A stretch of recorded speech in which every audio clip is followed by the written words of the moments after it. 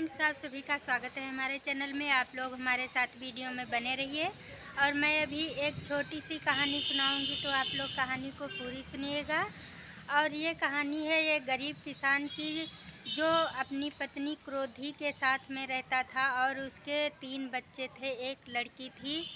बच्चे तीनों बड़े हो चुके थे, अब धीरे धीरे करके शादी करने लायक हो गए। और लेकिन उसकी पत्नी जो क्रोधी थी वो बहुत ही गुस्से वाली थी। वो हमेशा उस अपने पति पर गुस्सा किया करती थी और ज़रा सा भी उसकी इज्जत नहीं करती थी। इसी तरह से धीरे धीरे जब बच्चे बड़े हो गए तो उसके बड़े बेटे की शादी हो गई। बड़ा बेटा अपनी पत्नी के साथ में रहने लगा, लेकिन उसकी पत्नी जो क्रोधी थी उसको ये सब अच्छा नहीं लगता था। उसको ये चाहिए था कि उसका बेटा कमाए और सारी कमाई मुझे मिले।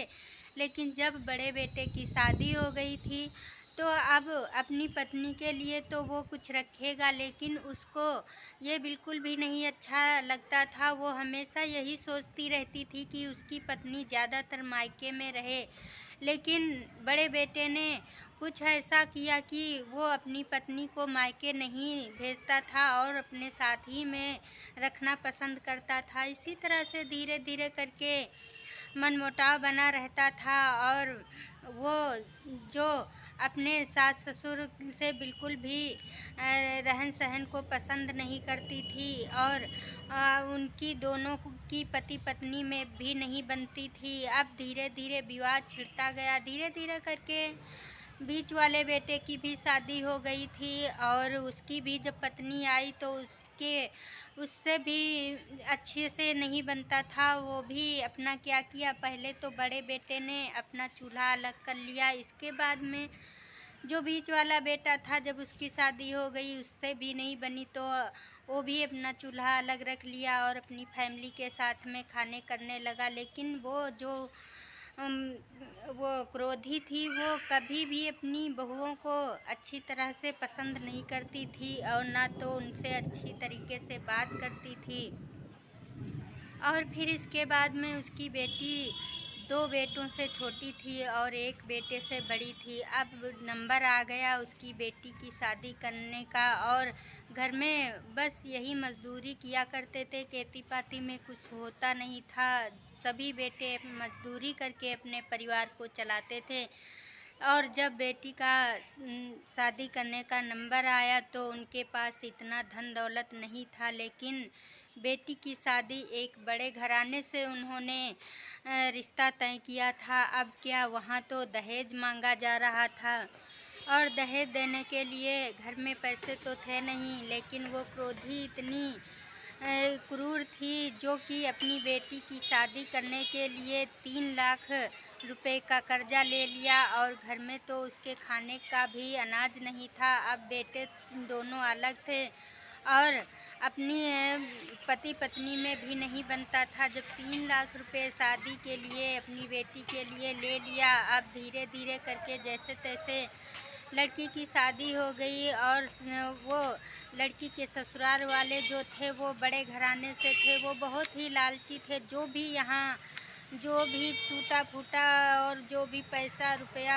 और ये भैंसें कुछ भी थी, वो सभी बेटी को दे दिया और घर में अपनी बेटे बहू के लिए कुछ भी नहीं रखा। फिर भी उस बेटी के ससुराल वाले लालची थे। जब भी यहाँ आते थे तो कुछ ना कुछ लेके जाते थे। इसी तरह से धीरे धीरे करके उनके घर में ऐसा मनमुटाव शुरू हो गया और क्रोधी के पति से भी बिल्कुल नहीं बनती थी। वो अपने पति को मारती पीटती लड़ाई झगड़े करती रहती थी। इसी तरह से धीरे धीरे करके जब 2 बेटों की शादी हो गई, बेटे परेशान हो करके घर की यही नाटक देख करके एक बेटा बड़ा जो था वो अपने परिवार को लेकर के बाहर कमाने खाने निकल गया। अब बेटा बचा एक था शादीशुदा वाला, वो भी परेशान हो करके अपना परिवार लेके अलग रहने लगा। और एक बेटा था जिसकी शादी नहीं हुई थी। अब छोटे बेटे की भी शादी हो गई। अब क्या, क्रोधी को वो भी बहू अच्छी नहीं लगती थी, वो उसको भी नहीं पसंद करती थी। लाखों लड़ाई झगड़े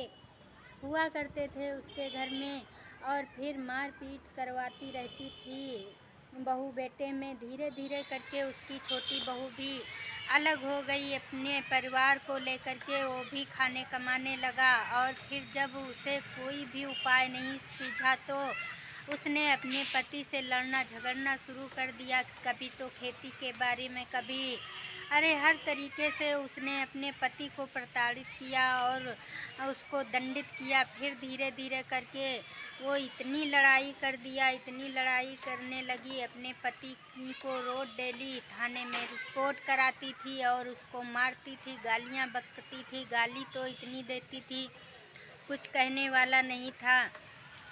धीरे धीरे करके सभी लोग एक दूसरे से अलग हो गए, घर में कलेश हो गया और फिर अब क्या, वो अपने पति को मार पीट करके उसको घर में नहीं रहने दिया और घर से बाहर भगा दिया। और फिर खुद जब अकेली बची तो वो भी कहीं खाने कमाने के लिए चली गई। इसी तरह से पूरा घर विनाश कर दिया और घर में कुछ भी नहीं बचा। वो सारे घर के लोग परेशान हो गए थे और फिर अब कोई भी घर में रहता भी नहीं। वो घर बिल्कुल खाली पड़ा हुआ है, घर में रहने वाला कोई भी नहीं। सारे लोग परेशान होकर के बाहर खाने कमाने चले गए हैं। बची अपनी खुद ही बची थी तो फिर वो भी बाहर चली गई, पता नहीं कहाँ चली गई, कोई अता पता भी नहीं है था। और वो अपने बच्चों से बिल्कुल भी प्रेम नहीं करती थी। वो बहुत ही क्रूर औरत थी, बहुत ही दुष्ट औरत थी। तो कहा जाता है कि अगर किसी के बेटी है तो उसको जितनी तुम्हारी हैसियत होती है उतना ही दहेज दीजिए और लालची परिवार में शादी बिल्कुल भी ना कीजिए, क्योंकि लालची परिवार जो होते हैं वो बिल्कुल भी कदर नहीं करते हैं और जो भी पाते हैं वो अपने लिए सब कुछ रखने की कोशिश करते हैं। इसी तरह से उनका पूरा घर उजड़ गया। हंसता खेलता परिवार एक बिल्कुल समझ लो इधर उधर भटक रहा है, खाने कमाने का कुछ भी नहीं रहा।